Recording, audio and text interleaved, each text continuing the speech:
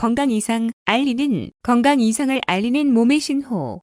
사람들은 몸무게가 너무 나가거나 반대로 너무 야위었거나 식사를 제대로 못하거나 하면 건강하지 못한다고 말을 합니다.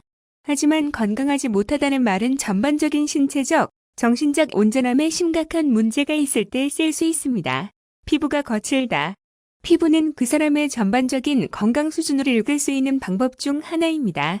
사실 어떤 사람은 여드름으로 고생을 하기도 하고 다른 사람들은 그렇지 않은 경우도 있습니다.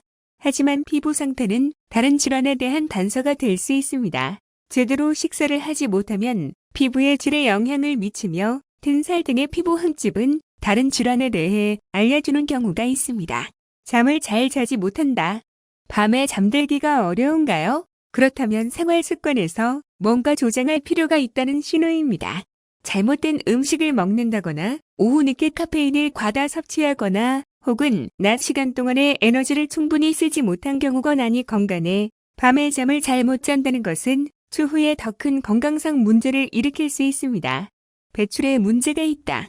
소변의 색깔이나 소변을 얼마나 자주 보는지에 따라 전반적인 건강 상태에 대해 알 수 있습니다. 소변은 약간 노란색을 띠고 냄새가 없어야 합니다. 또한 배변도 매일 일정하게 해야 정상입니다. 대소변 배출에서 약간의 변화에도 신경을 쓰는 것이 좋습니다. 립밤에 의존해야 한다. 입술이 트는 것을 막는 연고일 립밤에 너무 의존하는 사람이 있습니다. 립밤에 의존하지 않으면 입술이 트는 것을 막을 수 없다며 신체에 뭔가 이상이 있다는 신호입니다. 특히 입술의 상태는 몸속 비타민 수준을 나타내는 지표입니다. 입술이 계속 트고 갈라지면 다양한 음식을 먹어 비타민 등 필요한 영양소를 섭취해야 합니다. 손톱 상태가 별로 안 좋다. 손톱이나 발톱 상태는 건강 여부를 잘 알려줍니다. 손톱이나 발톱에 길쭉하게 솟은 부분이 생기거나 변색이 되거나 울퉁불퉁해지면 건강에 적신호가 켜졌다고 보면 됩니다. 손톱이나 발톱의 작은 변화라도 무시해서는 안 됩니다. 손발인을 차다. 손과 발이 찬 것은 정상이 아닙니다. 환경적인 영향이 있을 때도 있지만 손과 발이 계속 차다면 이는 심혈관 건강에 문제가 있다는 신호일 수 있습니다. 특히 손과 발이 찬 것은 혈액순환에 문제가 있다는 것을 의미합니다.